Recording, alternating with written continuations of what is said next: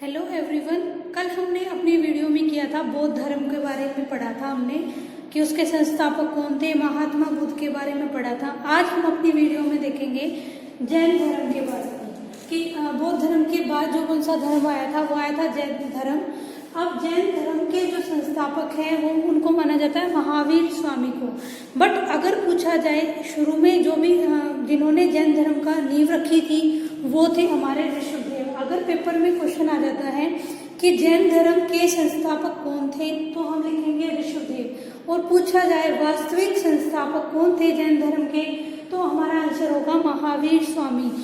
According to wording हमारा जो question का आंसर जो होता है वो चेंज हो जाता है। जैसा पेपर में क्वेश्चन पूछा जाएगा उसके अकॉर्डिंग हम अपना आंसर देंगे, ठीक है। तो संस्थापक आ जाए तो वो थे ऋषभदेव और वास्तविक संस्थापक आ जाए तो वो थे महावीर स्वामी। देन जो जैन धर्म के जो जैन है उनको जिन कहा जाता था। क्यों? जिन का मतलब होता है जो अपनी इंद्रियों पर काबू पा लेते हैं। किन्हें बोला जाता है? जो अपनी इंद्रियों पर काबू पा लेते हैं उन्हें बोला जाता है जिन, ठीक है। इस जिन वर्ड से जो है जैन निकला था, क्योंकि जो जैन धर्म के लोग थे वास्तव में वो क्या करते थे, वो अपनी इंद्रियों पर जो भी उनकी इंद्रियां थी उन पर काबू पा लेते थे, ठीक है। तो जिन भी ऐसा ही होता है जो अपनी इंद्रियों पर काबू पा लेता है, तो जिन से इस धर्म का नाम रखा गया जैन धर्म। फिर इसमें जो भी इसके में जो वास्तविक इनके संस्थापक होते थे, जो इनका मेन लीडर होता था उनको बोला जाता था तीर्थकर। तो जैन धर्म के टोटल जो है 24 तीर्थकर रहे हैं। उसमें से सभी के नाम तो हमें याद नहीं कर रहे, बट जो मोस्ट इम्पोर्टेंट है उनके नाम याद करने। सबसे पहला ऋषभदेव, क्योंकि इन्होंने जैन धर्म की क्या की थी, नींव रखी थी। तो ऋषभदेव सबसे पहले थे। सेकंड थे आदिनाथ। फिर 23 पे थे पार्श्वनाथ जिन्होंने जैन धर्म को बढ़ाने के लिए काम किए थे। और मोस्ट इम्पोर्टेंट थे महावीर स्वामी जिनको क्या बोला जाता है, वास्तविक संस्थापक बोला जाता है जैन धर्म का। अब महावीर स्वामी के बारे में पढ़ेंगे कि उनका जन्म कहाँ हुआ था, उनके पिता का नाम क्या, उनकी माता का नाम क्या है। तो उनका जन्म हुआ था 540 ईसा पूर्व, ठीक है। 540 ईसा पूर्व वैशाली के निकट कुंडल ग्राम में जो है महावीर स्वामी का क्या हुआ था, जन्म हुआ था। उनके बचपन का नाम क्या था, वर्धमान था। ये भी महात्मा बुद्ध की तरह राजा थे, अपना राजपाट अच्छे से चला रहे थे। जैसे महात्मा बुद्ध का नाम क्या था बचपन का, सिद्धार्थ था, ठीक है। वैसे ये भी अपना राजपाट चला रहे थे, लेकिन इनका भी बाद में इन्होंने भी क्या किया, अपना घर त्याग के क्या किया, जैन धर्म को अपना लिया अपनी इंद्रियों पर काबू पाने के लिए, ठीक है। ये जो है संसार की मोह माया से दूर जाना चाहता था। ये देखना चाहता था कि कैसे कोई इंसान जो है लालच कर सकता है या अपनी इंद्रियों पर काबू नहीं कर सकता।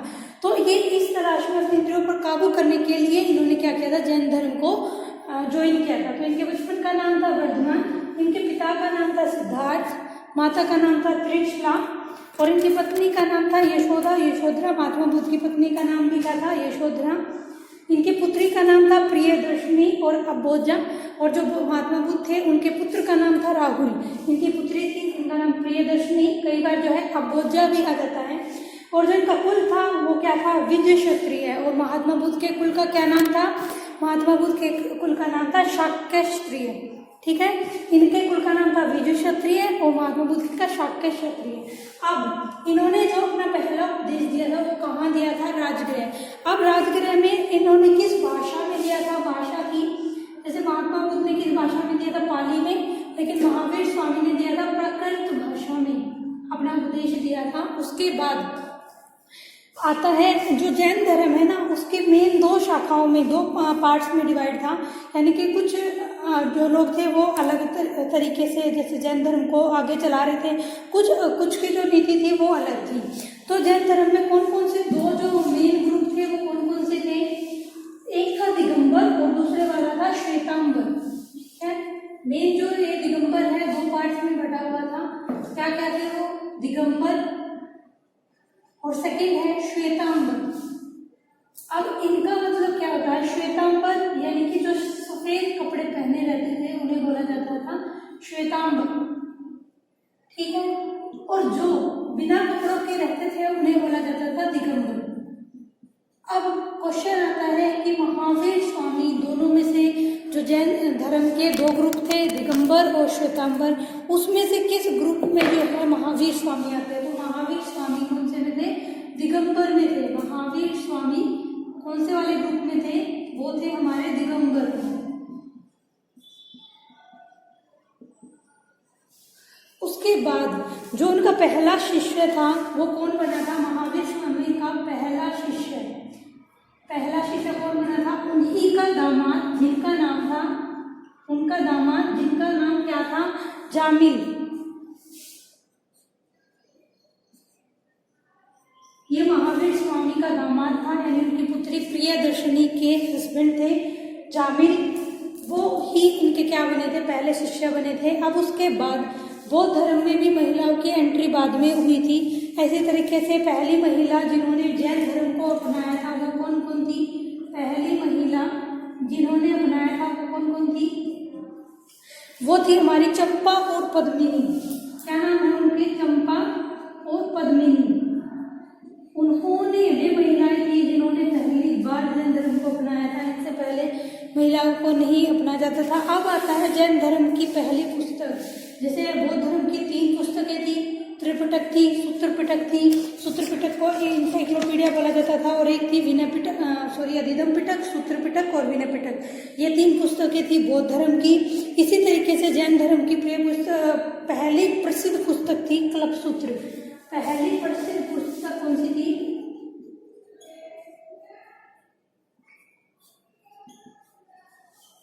कल्पसूत्र। ठीक है। अच्छा, ये क्वेश्चन आ जाता है कि ये जो उनकी पुस्तक थी कल्पसूत्र, ये किस भाषा में लिखी गई थी? तो ये जो है संस्कृत भाषा में लिखी गई थी। संस्कृत भाषा में लिखी गई पुस्तक थी कल्पसूत्र। किससे संबंधित थी? ये जैन धर्म की पहली पुस्तक थी, पहली प्रसिद्ध पुस्तक थी। कौन सी? कल्पसूत्र। अब उसके बाद जो ये थे महावीर स्वामी, जिनका बचपन का नाम वर्धमान था, ये कैसे, जैसे इन्होंने आए तो ये मतलब अपने ग्रुप ज्वाइन किया इन्होंने जैन धर्म का, तो ये जो है अपने भाई से आज्ञा लेकर आए थे, उनसे पूछ कर आए थे कि क्या मैं जो है अपना घर छोड़कर जा सकता हूँ। तो ऐसे उन्होंने आज्ञा मांगी थी अपने बड़े भाई से। तो उनके भाई का क्या नाम था? नंदीवर्धन। नंदीवर्धन उनका नाम था वर्धमान, और इनके भाई का नाम क्या था? नंदीवर्धन। क्या कौन था? ये महावीर स्वामी का भाई था। इनसे पूछकर उन्होंने क्या किया था? जैन धर्म को अपनाया था, अपने घर को त्याग दिया था। उसके बाद इन्होंने किस उम्र में घर छोड़ा था? इन्होंने छोड़ा था 30 वर्ष की उम्र में। 30 वर्ष की उम्र में इन्होंने घर छोड़ा था। और महात्मा बुद्ध ने कब छोड़ा था? 29 वर्ष की आयु में। महावीर स्वामी ने छोड़ा था 30 वर्ष की आयु में, अपना घर छोड़ दिया था। और इनको ज्ञान की प्राप्ति कब हुई थी? महावीर स्वामी को हुई थी 29 के बाद 35 वर्ष की आयु में जो है उनको ज्ञान की प्राप्ति हुई थी। जबकि ये जो थे महावीर स्वामी, इनको ज्ञान की प्राप्ति कब हुई थी? इनको हुई थी 42 वर्ष की आयु में, 12 साल बाद। ठीक है, उनको 6 साल बाद प्राप्त हुई थी, इनको 12 साल बाद कड़ी तपस्या के बाद ये अपनी इंद्रियों पर काबू कर पाए थे। ठीक है, और उनको कहाँ ज्ञान की प्राप्ति हुई थी? निरंजना नदी के किनारे बोधि वृक्ष के नीचे। इन्हें ज्ञान की प्राप्ति कहाँ हुई थी? रजुपालिका नदी के किनारे। रजुपालिका नदी के किनारे, रजुपालिका नदी के किनारे जाम्भी ग्राम, नदी के किनारे जाम्भी ग्राम।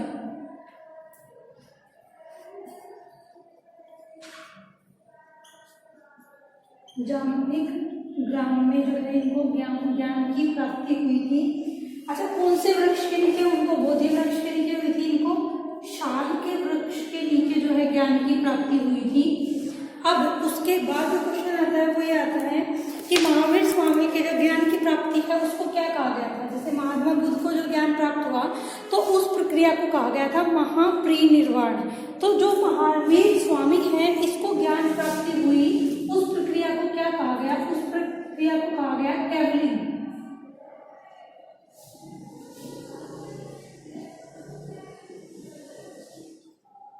ठीक है, उस प्रक्रिया को क्या कहा गया? कैवलिंग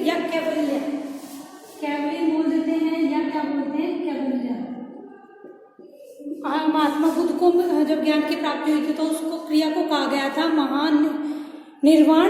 जब उनकी मृत्यु हुई थी महापरिनिर्वाण आया था, वहां पर प्राप्ति को महानिर्माण से शुरू किया था कि ज्ञान प्राप्त हो गया तो अब कुछ ना कुछ निर्माण होगा। इसी तरीके से जब महावीर स्वामी को ज्ञान की प्राप्ति हुई तो उस प्रक्रिया को क्या कहा गया, कैवल्यन या कैवल्या। इसका मतलब क्या होता है, इसका मतलब होता है सर्वोच्च ज्ञान को प्राप्त करना। कैवल्यन का मतलब क्या होता है, सर्वोच्च ज्ञान को, यानी सबसे ऊंचा ज्ञान। अब इंद्रियों पर काबू पा लेना, क्या उससे ऊंचा भी कोई ज्ञान हो सकता है?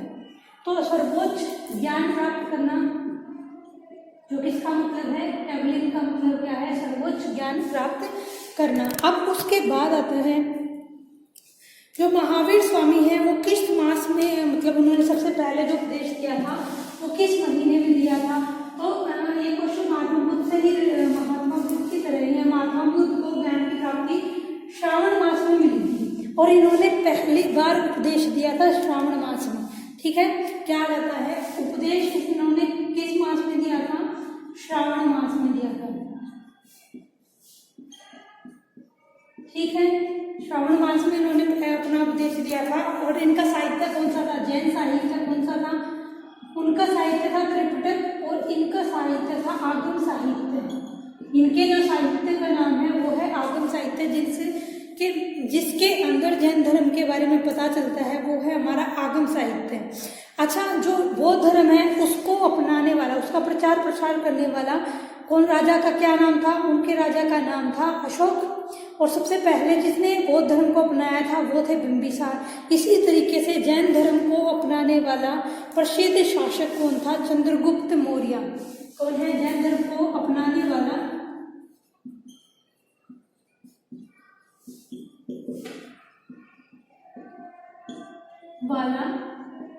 प्रसिद्ध शासक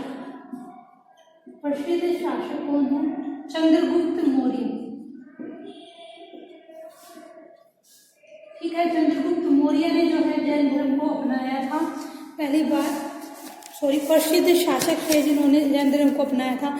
इसके बाद जैन धर्म की बनाई हुई कुछ कला जो है, कला से उन्होंने कुछ मंदिर बनाए हैं अपने जैन धर्म ने अपने टाइम पे, कुछ मंदिर बनाए हैं, कुछ मूर्तियां बनाई हैं, तो उनको और कुछ गुफाएं बनाई हैं। उनमें से जो मेन गुफाएं हैं, जो उनके मंदिर हैं, उनको देखते हैं वो क्या क्या है जैन धर्म के द्वारा स्थापित किए हुए। चलिए, जो हम जैन धर्म के कुछ उनके द्वारा स्थापित की गई उनकी प्रतिभा, और जो उन्होंने कुछ मूर्तियाँ, कुछ मंदिर या गुफाएं बनाई थी। वैसे तो उन्होंने बहुत सारी बनाई थी, लेकिन उनमें से जो मोस्ट इम्पोर्टेंट है, जो ज़्यादातर पेपर में पूछी जाती है, वो है सबसे पहले गोमतेश्वर की प्रतिमा। ये कहाँ है? श्रवणबेलगोला, कर्नाटक में। ये क्यों इम्पोर्टेंट है? ये भारत की सबसे बड़ी प्रतिमा थी, बट अब कौन सी है? Statue of liberty, union of liberty. कौन से वाली? वल्लभ भाई पटेल वाली। पहले जो सबसे बड़ी प्रतिमा होती थी वो कौन सी थी? गोमतेश्वर की प्रतिमा।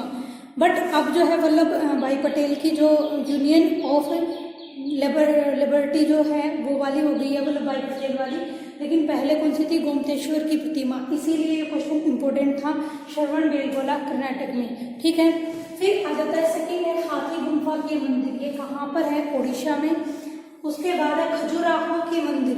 खजुराहो के मंदिर ये है मध्य प्रदेश में। दिलवाड़ के मंदिर राजस्थान, माउंट आबू में। और आदिनाथ या पार्श्वनाथ की गुफाएं। आदिनाथ और पार्श्वनाथ कौन थे? जैन धर्म में के जो अनुयायी रहे थे, तीर्थकर रहे थे, वो थे आदिनाथ और पार्श्वनाथ। पार्श्वनाथ 23वें नंबर के थे और आदिनाथ कौन से थे? सेकेंड नंबर में थे। तो उनकी गुफाएं कहाँ हैं? ये भी कहाँ है? मध्य प्रदेश में, एमपी में। उसके बाद जैसे बौद्ध धर्म की 4 महासंगतियाँ थी और 5वीं जो है बहुत सालों के बाद राजा हर्षवर्धन ने करवाई थी थानेश्वर में, वैसे ही जैन धर्म की भी महासंगतियाँ हैं। कितनी महासंगतियाँ हैं जैन धर्म की? 2 महासंगतियाँ। कौन कौन सी महासंगतियाँ हैं? कब कब हुई थी? उस टाइम पे वहाँ के, जैसे उस टाइम पे जो राजा थे, जो शासन कर रहे थे, वो शासक कौन थे? चलिए देखते हैं। जो 2 महासंगतियाँ हुई थी जैन धर्म की, सबसे पहले वाली जो हुई थी वो हुई थी 322 ईसा पूर्व। 322 ईसा पूर्व। उस टाइम पे जो राजा थे वो थे चंद्रगुप्त मौर्य। चंद्रगुप्त मौर्य। और कहाँ हुई थी? पाटलिपुत्र में। और अध्यक्ष कौन थे इसके? स्थूलभट्ट। स्थूलभट्ट। देखो, राजा थे चंद्रगुप्त मौर्य, पाटलिपुत्र में हुई थी। और जो ये महासंगति थी, इसके अध्यक्ष कौन थे? इसके अध्यक्ष थे स्थूलभद्र।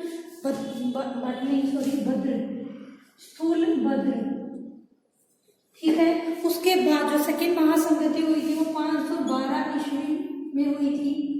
ये ईसा पूर्व में हुई थी, वो ईस्वी में हुई थी दूसरी वाली। 512 ईस्वी में बौद्ध हुई थी। उस टाइम पे जैसे 512 ईस्वी में राजा तो होते नहीं थे, तो कहाँ हुई थी? वल्लभी, गुजरात में हुई थी। और अध्यक्ष थे इसके गुजरात में हुई थी। और इसके अध्यक्ष थे वल्लभी। ठीक है, वल्लभी थे जिनको।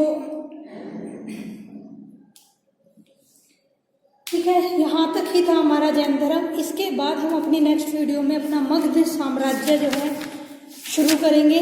आज की वीडियो में इतना ही था।